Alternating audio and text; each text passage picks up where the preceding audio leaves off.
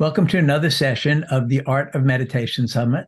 I'm Dr. Ron Siegel, a clinical psychologist at Harvard Medical School in the USA, and I'll be your host for this session.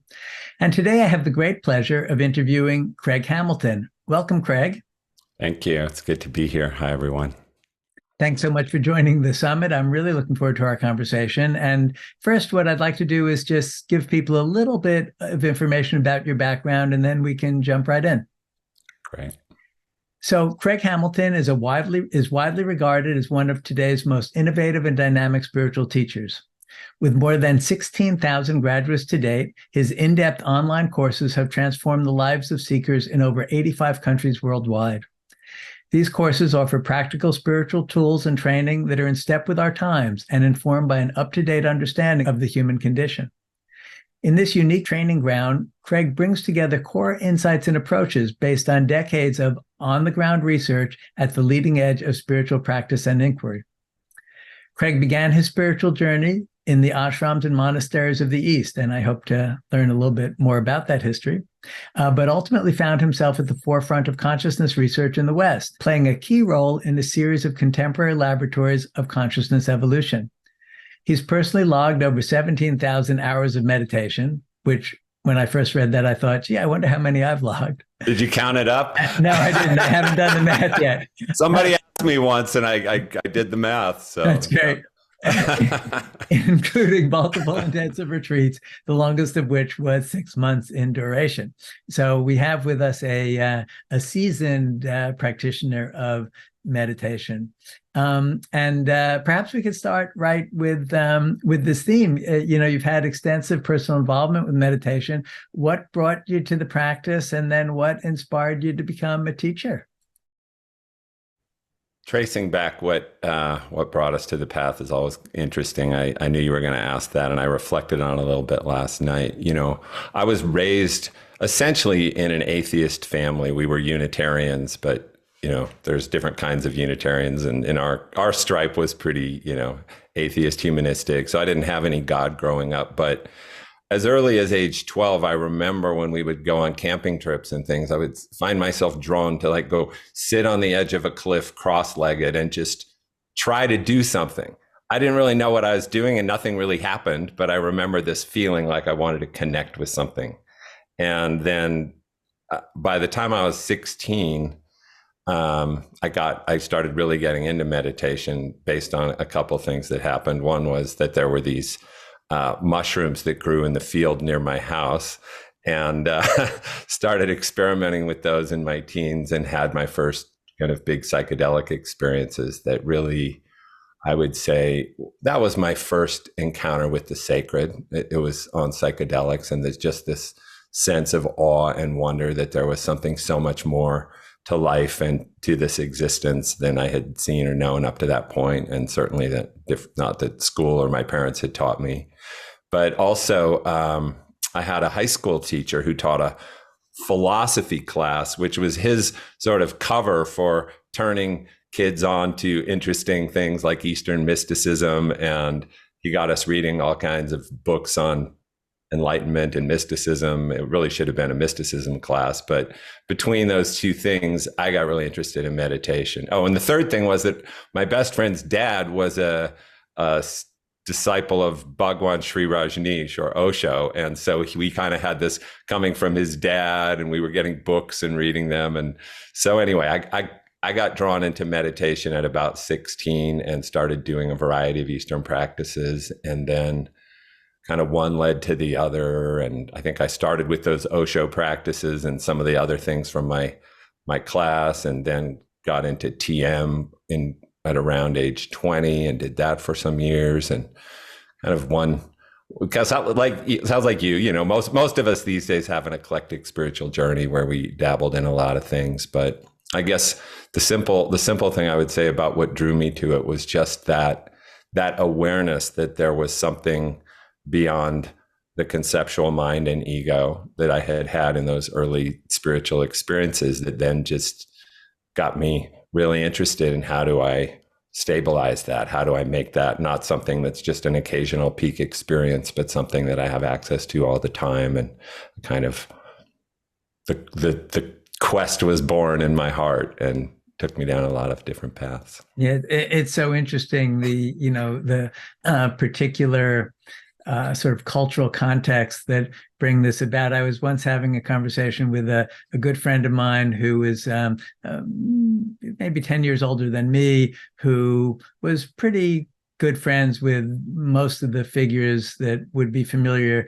to folks interested in Buddhism in the West, the folks who really brought these practices to Western circles, and the Westerners who did it. And I said, so about how many of them started with psychedelics as the pathway in? And she thought long and deep, and she said, almost all. Yeah, fascinating. So Yeah. it is really interesting. And personally, I probably would have been a mechanical engineer had it not been for an LSD trip on a street corner in Long Island at age 17, because I was similarly quite secular, quite disinclined toward these things, and then there it was. Now, and then the question of, so how to make this not an occasional medicine induced experience, but how to live a life closer to this. So I think you're in good company. Nice. Yeah. Yeah. Yeah. Very, very interesting. I mean, is on a side note, isn't it just heartwarming to see the final kind of acceptance and resurgence of psychedelics back into the mainstream culture that got, I guess, shut down by the Nixon administration, and just when it was starting to bloom back then. I think it'll be interesting to see how this unfolds over the next few decades now that it's rising again. It'll also be interesting to see how it interfaces with contemplative practice. Yeah.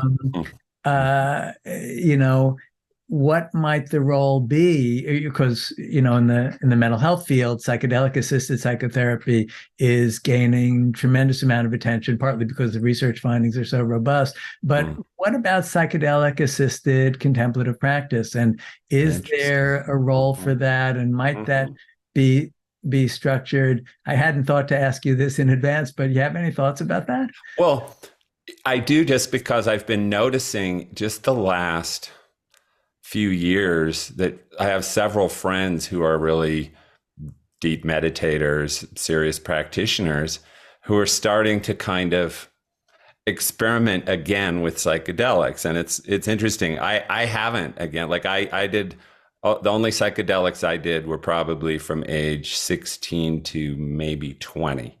And then I didn't do it again after that. I just got into my life's about the spiritual path. Those are just, like you said, medicine induced states. I want, the real thing, and, kind of stopped doing all that and have never picked it up again. But just even this past year, friends of mine who I know who've done, tens of thousands of hours of meditation, and they're starting to experiment again. So I think it's an interesting frontier. I mean, I'm sure you and I could both speak to the thousands of hours of meditation that get done by people without a lot of profound result. Not without a result, because I think that there's a lot of meditation that people do that just, it does all kinds of things. You've written books on it, on what it can do for chronic pain, and I'm sure you're far more versed in its kind of many sort of what we could call more conventional psychological, physical benefits than I am. So I'm not saying, I think any meditation has some benefit, pretty much, we could say. But I mean, I've met so many people on the path who come to me and say, oh, I've been at this for decades, and no, I've never really had a spiritual awakening as a result of it. I feel like I'm more mindful, and have more kind of contentment. I'm less reactive to my emotions, whatever it is. But they feel like they haven't tapped into the thing that they started out seeking for. And to your point, what would happen if there was some psychedelic intervention, kind of piece woven in there early on that might really open the gates to what this is all about, and then create some sort of foundation, and maybe even be used along the way. I don't know. Yeah. I'll be thinking about it more after now that you raised the question. Yeah, What do well, you think? when I think of my personal journey and imagine yours from the bit you told us, I know that for me, the those very early experiences gave me a sense of what might be possible Yeah. in terms of understanding. And we talk in neurobiology about kindling effects, sort of Hmm. things that happen in the brain which allow the fire later to arise. And I think that I could recognize kind of non-dual states during more intensive retreat practice because I had bumped into them with the psychedelics. And I suspect I might not have recognized them as readily had I not bumped into them with the medicines earlier. As you think about Interesting. your Yeah. experience, what do you think? Well, I mean, I would definitely say some sort of kindling effect for sure in my own experience. I don't, it would probably be a little different than you described it. I don't think it helped me recognize anything, but it definitely, in my case, inspired me to, it lit the fire, quite literally. It was like, Mm-hmm. wow, there is something really going on here, and I am going to devote my life to penetrating its depths. So it was kind of unequivocal. I discovered something. I knew it was the meaning of life. I had to give myself to it after that. Mm-hmm. I gave myself to it wholeheartedly. And yeah, so I think it sounds like there are different kinds of kindling effects, but Right. I think could be many. Yeah, Yeah. interesting. So, and let me ask you a Uh, little bit more about the different practices that you explored, and particularly if you have a sense of the differential effects. In other words, hmm. which sorts of practices seem to develop which sorts of faculties or perspectives or understandings for you. Yeah, interesting. I feel if I look back at my own journey, I mean, I'm just trying to. It's a good scientist's question there, like scientific question, Well, in you're other words, stuck with well, you're stuck with a let me put it scientific this way. seeker. So if I were to take that approach to my practice, like now, or my work with students over the last couple decades, I could address it more easily because I've been much more scientific in my later years, like really wanting to know, well, what happens when someone does that? What happens when they do that? And if I think about on my own journey, of course, it was just much more like, I want to know the ultimate. And I was trying this and trying that. And I guess I would say a lot of the early things I did were more, kind of more state oriented. Like I would have kind of deep states of doing the TM that I did, or doing even the early Buddhist practices I did. I think I was just probably how I was approaching them was kind of more as a concentration practice, and I was getting into kind of altered states. I often had energetic states and experiences, and sometimes ecstatic states.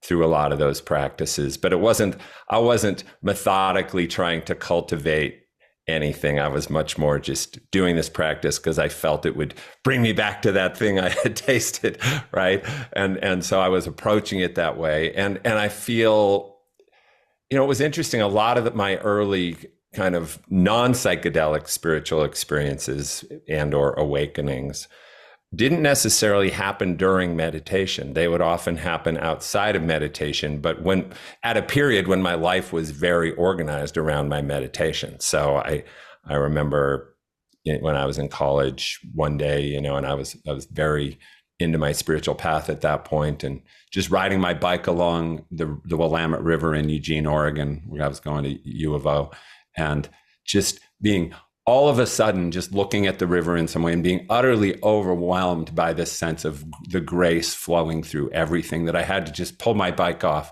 and sit down in the grass and just cry at oh my God, it's all so beautiful. It's all so sacred. This is like life is love. And there's just this immense positive beauty and grace flowing through every moment that I don't usually see, but now it's suddenly apparent to me. So that, that was like an kind of overwhelmingly ecstatic, blissful, joyful state of profound connection to source.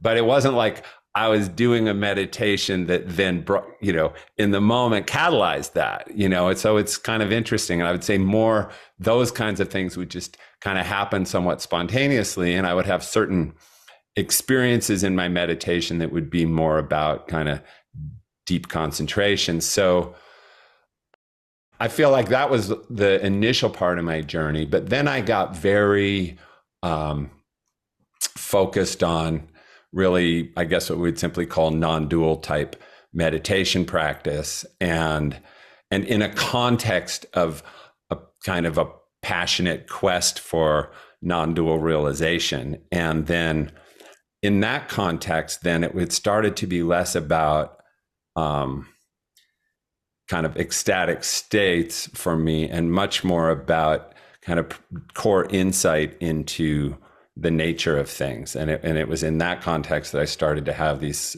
kind of much more ongoing realizations of what I guess, what in some of the traditions would be called the natural state, or our Buddha nature, where it was just this like the fundamental dilemma of human existence was cracked, and there was just this realization of kind of inherent perfection at the core of everything that then just began to permeate life, and that's much more insight driven, in the sense that it's much more of a knowing, it's much more of a seeing through a whole set of illusions that you were previously under the spell of, and now you've like realized, oh, this like fundamental sense that there's something wrong, this fundamental existential anxiety, this idea that I'm this separate self that's encased in this body, and defending my story of myself and my identity, like all of that is just, it's just machinations of a conditioned self sense that doesn't really have any meaning, and who and what I am is this vast source of wisdom and love and inner strength and capacity and flexibility and fluidity, and just all of the things that flow from that realization. And so I feel like, so my meditation became much more about sort of just staying true to that context in a way that you might find, if you look into, some of the deep Vajrayana teachings, of Mahamudra or Dzogchen, and you start to see what they're really trying to point you toward is stabilizing a way of seeing things, and then committing to that, and in a way that you then hold true to that no matter what arises. And so you start to relate to your thoughts, feelings, sensations, everything as part of that, as no longer in opposition to this fundamental nature, and then that becomes sort of how you're holding your practice. Anyway, I'm probably going far beyond the question. Yeah, no, but it's I don't know. It's all good. It's all good, and it all connects.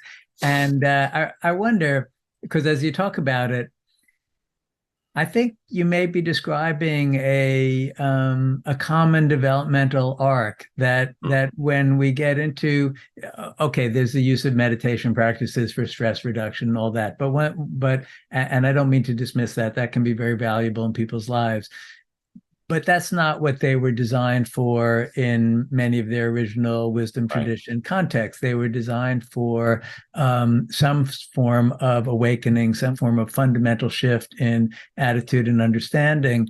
And yet you're talking about an arc, which is interesting. It certainly has been my arc also, that initially it was like, I want to re-experience this or that state. I basically want to get high on meditation again, which usually meant for me, doing sufficient concentration practice, or what now the neuroscientists call focused attention practice, to still the mind enough to not be so perplexed by the thought stream or vexed by the thought stream, and enjoy the bliss of the present moment, some variation on that. But then over time, what happened is you realize that it's not so much about maintaining a state, it's about developing an attitude toward experience more broadly, and an attitude grounded in a whole different perspective of who you are and what the nature of life is. You Nice. know, it's familiar to me. Do you think that there's something you've taught a lot of students? Is that an arc that you see in many of your students also? I mean, for sure. I would say that, you know, I'm sure it's not everyone, but that the question that you're when you said you asked someone whether they thought most of the contemporary teachers had started with psychedelics, and they said almost all. I kind of feel the same way. Like for not everyone, you know, because people come at this in different ways, but for most, at least people who are on who start this as a spiritual quest. You know, I think some people, they don't really come to it as a spiritual thing. Like you said, they come in some other gateway, like they're doing yoga and their yoga teacher teaches them some meditation and they find it's relaxing. And, you know, but for people who come on a spiritual quest, there's almost always this, I want to be enlightened. You know, I want to have a peak experience. I want to really, and especially if they've had one before, or even a glimpse of one, whether it was from psychedelics or was from an early meditation experience, right? So, because often that's the case. People take up meditation, they have an early experience, sort of when they're coming at it with an actual beginner's mind, and they're boom, and then the path becomes about recapturing that experience, and people will spend decades. So I sometimes meet people, and I'm like, you know, because I kind of try to teach the antidote to that approach. So then people will come into my teachings and start to let go of their past experiences and let go of seeking states. And then they'll realize, gosh, I have been trying to get back to that one powerful meditation or that one powerful awakening I had 15 years ago. And that's been what my meditation has been for the last 15 years. And I'm finally liberated from it. And now, guess what? It's starting to all reactivate and reawaken, because I'm no longer looking for some state that I can hold on to with my mind. And I'm now opening to reality again. And the mystery is, you know, coming to life. So yeah, I do think that's a very common arc, if you will. And whether it comes to us kind of organically that way, or because a teacher, you know, because, you know, my goal as a teacher is, of course, to try to accelerate that arc as quickly as possible, and start with, you know, this isn't about having any particular experience. This is about a different relationship to all experience. Yeah. And, you know, let's practice that different relationship to our experience in meditation now, today. And so we're doing that now, not to get to a future state, not to get to a future great, glorious, blissful, ecstatic moment, but we're practicing shifting our relationship to all of reality now. And so, you know, if I'm successful at that, you know, we bypass that 15 years of seeking states, and we get right to the heart of the matter. Joseph Goldstein, who's been a teacher to many of us here in the Northeast, Right. in Vipassana traditions, he tells this great story about being in this silent hermitage retreat in India, and just having all sorts of bliss and connection to nature and perspective, and it was just lovely, and really felt awakened. And then he had to come back to the States for something, and he came back, took care of some family business, and was really eager to get back to his retreat in India. And he went back, and he said the next 6 months were like twisted steel. Every moment felt wrong, felt uncomfortable, felt like it's not working, felt like all this. He said it took him 6 months of struggling with twisted steel to remember the point of the practice isn't to be back in that bliss state. The point of the practice is to open to whatever's happening here. And then that was transformative for him. Right. Yeah, perfect.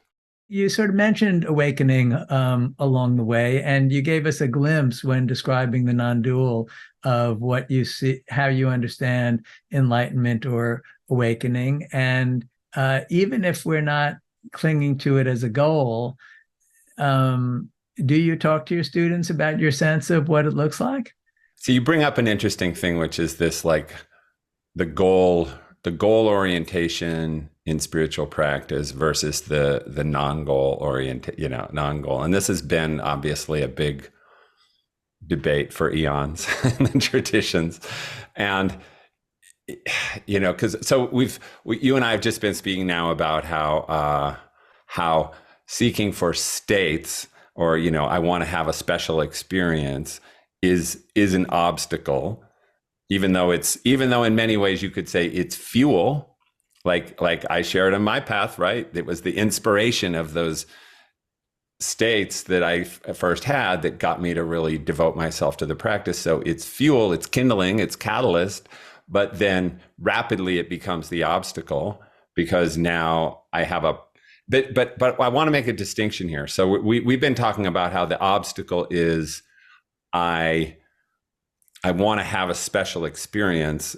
So we're trying to get to that, as opposed to shifting our relationship and to the experience we're actually having. Or you spoke about having a certain attitude toward our experience, different ways we could look at that. But so we don't want to have a goal that is a certain state that we have. And the reason that's problematic is because it becomes a picture in the mind that we're trying to recreate. The conceptual mind can't actually remember anything meaningful about spiritual awakening.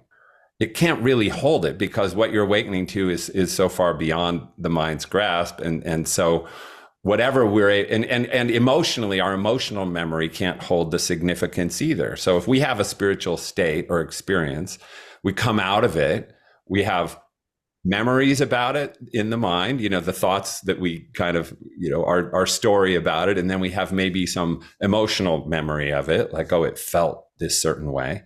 But the big event was neither emotional nor cognitive. It was a transcendental experience, if you will, or it was an experience of something far beyond all that, and that's neither in the mind nor in the emotion. So we're now trying to hit an emotional and mental kind of target in our practice, when in fact the thing we're going for is so far beyond it. I'm not trying to be overly pedantic. I want to make a subtle distinction, because see, I encourage people to be very goal oriented. And I was very goal oriented in my practice, but with the realization that the goal isn't something I can know. And it's not something that my previous experience, now I think I know what the goal is. And it's more that I think I know what the goal is, and now I'm trying to get to that target, that really gets in our way. I would say that being very passionate about the realization that, wow, and there are two things that can drive that goal orientation. One is the recognition of how ignorant and limited we are, and and just how confounded the whole human race is. We just see how many horrible decisions are made for all the wrong reasons every day, leading to loss of life, leading to immense suffering, all for petty egoic reasons, all for in erroneous meaning making, all for impure motivation, corrupt motives driving it all. And we kind of see, wow, I'm part of that story until I'm not. I'm contributing to all that in some way, until I really become the solution, and really get out of all those cycles of kind of just conditioned, what Buddhists would call conditioned existence, samsara. Get out of those cycles, and then something different's possible. So that kind of motivation is there. And then there's the motivation of maybe driven by a taste of something greater, or a sense of something greater, the motivation to, as you said, live a life that is, I can't remember how you put it, but that embodies that's informed by that's centered, driven by that. So those goals, I think, are very wholesome and can create a lot of powerful intention to practice, to do the hard work, to be consistent, to do the radical self-reflection that has to be, part and parcel of our path of seeing all of our, all of our errors, all of our bad habits, if you will, unconscious habits in consciousness, et cetera, that are keeping us from knowing something essential that's ever present and always available. You're fleshing out in a way that's quite useful that, being motivated is important. This takes motivation to do this because this path takes a lot of work. And I guess I'm wondering how much of the motivation, I think you're saying, well, at least some of that motivation is a sense of awakening is possible, right? Yeah. And is worth pursuing. And we might get that by encountering someone else, meaning we encounter a person who we experience as much more awake than us. And we just see, wow, look how they relate to difficulties. Look how they relate to opportunities. Look how they relate to other people. And even when there's disagreement, look how they navigate. And you see a person operating at a different level that you realize, oh, wow, if everyone functioned like that, we'd have a completely different world. And I want to be like that. So it can sometimes come from the inspiration of encountering another, or we encounter that in ourselves. Maybe being around that other person gets us connected to it in ourselves too. And we find ourselves being more that way. And we say, wow, there's a different way to live. And it's quite miraculous, actually. And it's liberated. And I feel so free. So there can be the personal, upliftment and benefit component, of course, that fuels us, but not so much trying to get to that peak experience, much more about trying to become that peak person, if you will, that highly, optimized kind of, awakened human being.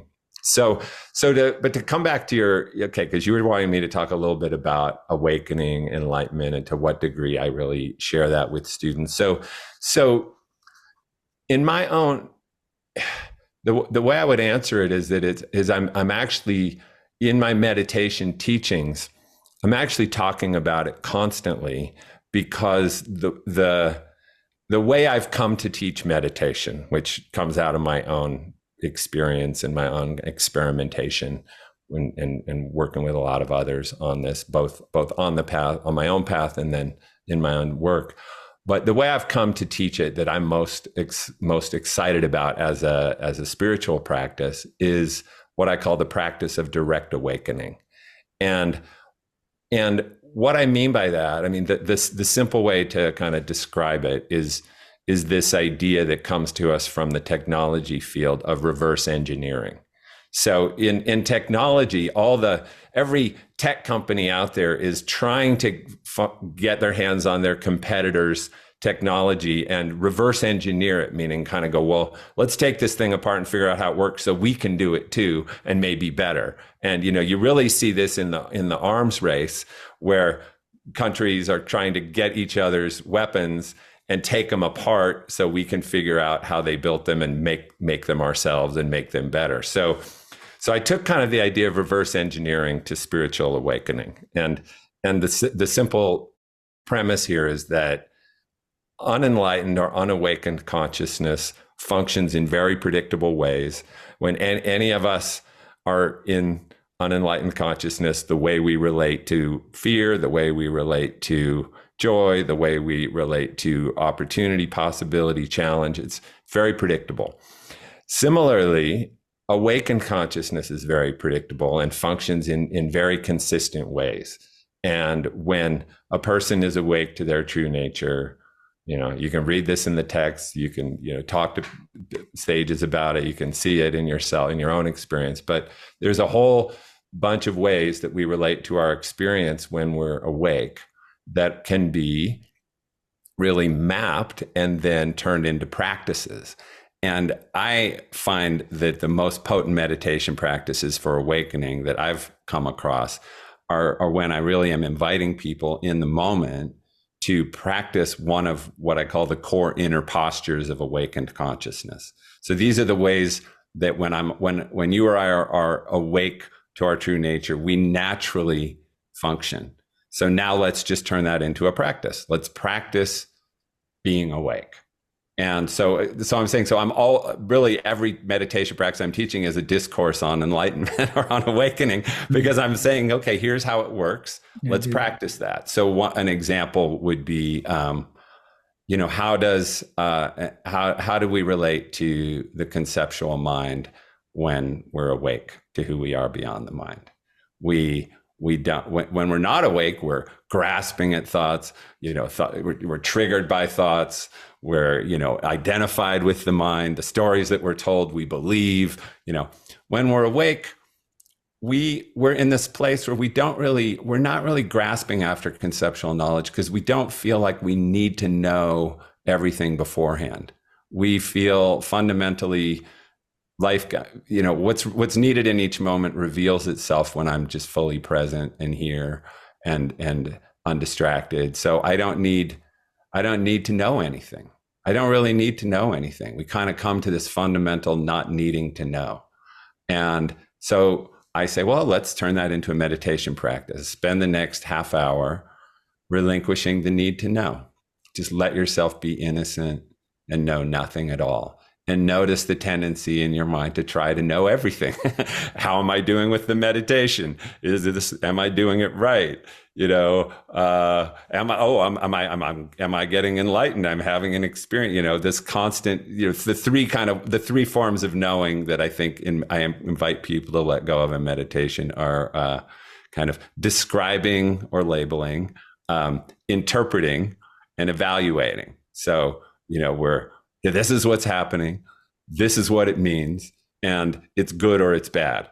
And we're doing that with every moment of experience. So I say, okay, now stop doing that for half an hour. See if you can just be here present with your experience without trying to describe, interpret, or evaluate anything. And this, it sounds very simple. Doing it is a Herculean effort initially, but if we can really just do that, we immediately start to experience this immense freedom in our consciousness, because we're, for a moment, suddenly, maybe for the first time in our life, not identified with thought and not identified with the grasping of trying to know. So that's, say, one example of what I mean by a direct awakening practice. Another one would be something like letting everything, the simple practice of letting things be as they are. Because what are we always trying to do in unawakened consciousness? We're trying to control reality. I need to change things. I need to, if I'm not in control, it's not going to go well. And we come to meditation and we're like trying to steer our meditation away from the negative feelings toward the positive state that we think we're trying to get to.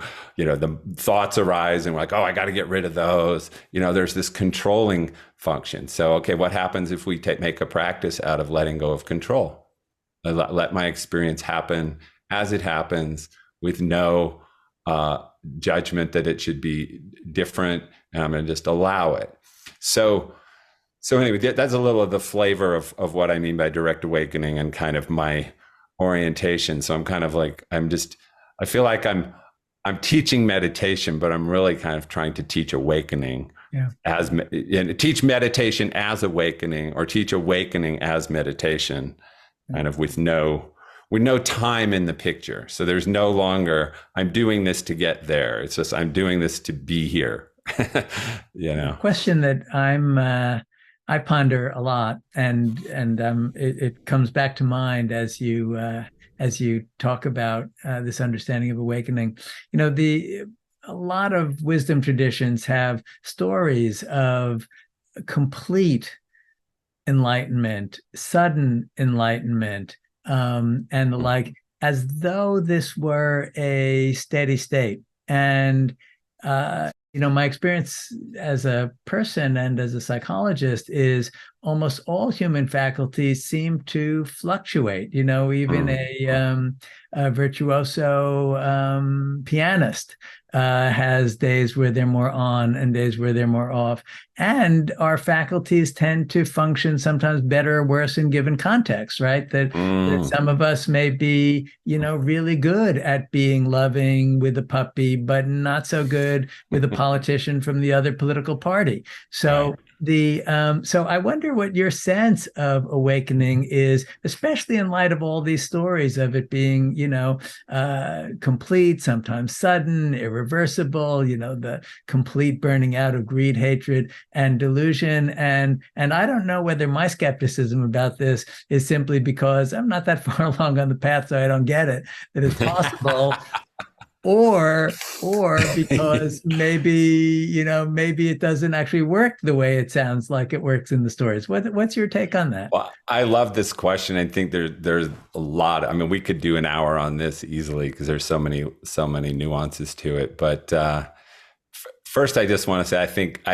think having for any of us on the path, having the orientation you're describing, which is like, well, why don't we should probably assume that whatever awakening we have might be subject to fluctuation. And I think that would be a good like fun, if we're going to assume anything, that would be a good thing to assume, because it will keep us more awake. I mean, it will keep us like, oh, okay, I may have noticed, I may feel more awake. Other people around me might be reflecting to me, wow, you've really changed. You just seem so much more conscious, conscientious, present, sensitive, attentive, generous, all the qualities that flow from awakening. And, so I'm getting the reflection from the world, and people seem to be very inspired by me. And, so you might be getting all that, but you should still kind of assume, yeah, but, let's see how I do tomorrow. I think we should all have that, no matter how enlightened we think we are. But I also would say, so we can kind of look at it through the lens of like, well, pragmatically, who can you point to who's perfect? And, and typically, where do we point? We point historically to the story of the sage who was supposedly perfect. Why? Because probably, if their life had been subject to the same scrutiny that contemporary spiritual teachers' lives are, we might have found some things out about them. Who knows? Glory to the saints and sages, and not saying that there weren't the perfect ones, the Mahasiddhas or whatever, but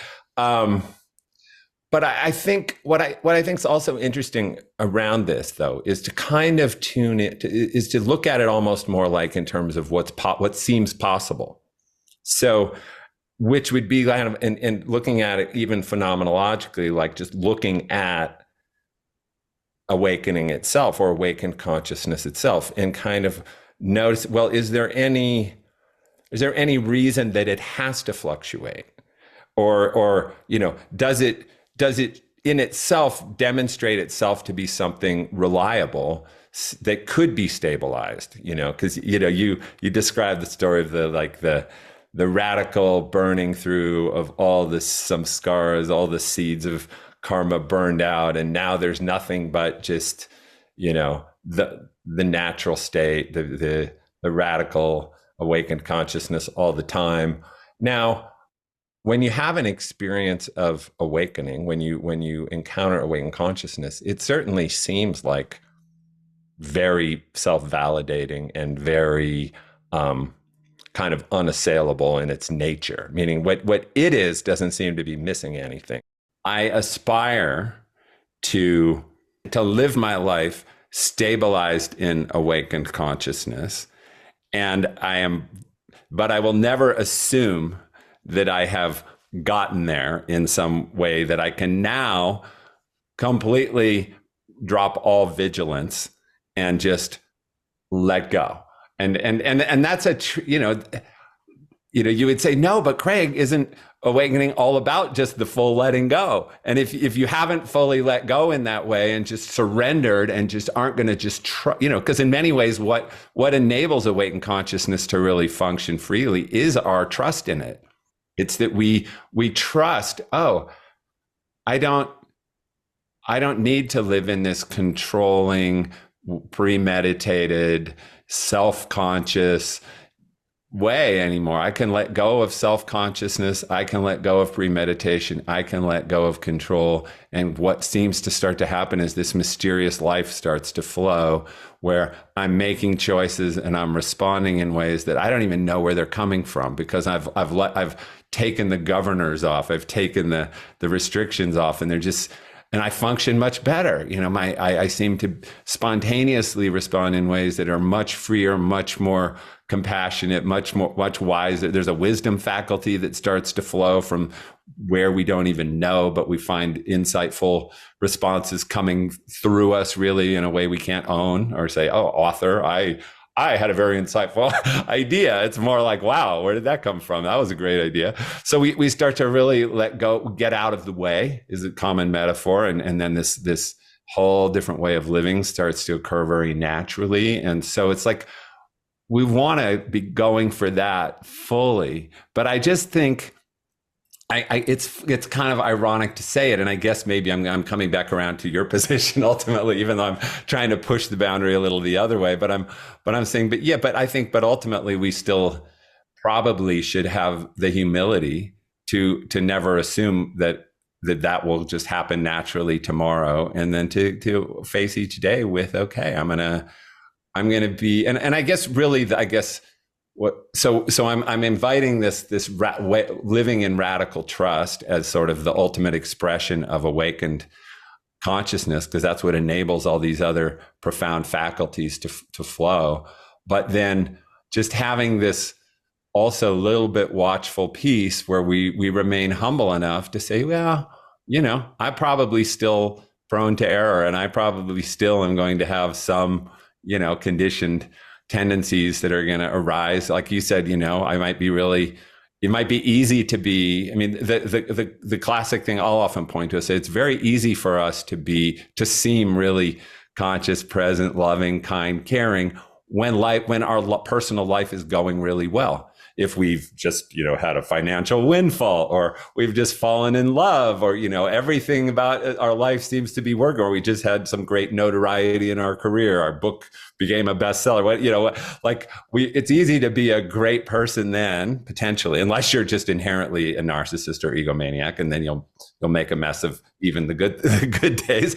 But it's easier then. But when everything's kind of falling apart and you're facing difficulty, are you able to still be there and still be the same person that you were? I think that's kind of the measure of it, is the stability of the personality. As you can't really tell from the outside how hard or how easy one's life's going, because one is fundamentally able to relate to it all in the same way. Kind of an equally enlightened relationship to all phenomena, you could say. And I think it's possible, but I'm never going to assume I'm there.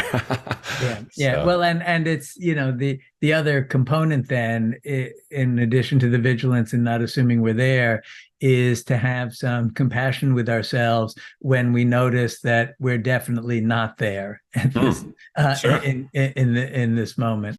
Thank you so much for all of the wisdom and experience you've shared with us. If people would like to learn more about your work, where might you direct them? Well, if you want to, you're intrigued by any of what we've been dabbling in here today, there's a free meditation workshop that you can download called Meditation 2.0, The Miracle of Direct Awakening, where I go into a lot more about this practice, and we do several short experiments in it. You can go to freemeditationworkshop.com, freemeditationworkshop.com, and that's probably the easiest entry point. Or you can just go browse around on my website, which is craighamiltonglobal.com. So, great. Thank you for that. Thanks.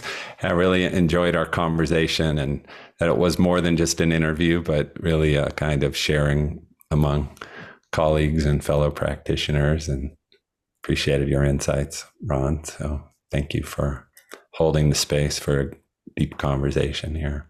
Thank you. It was a real treat. Okay. Likewise. Thanks, everyone. Blessings on your path. Bye.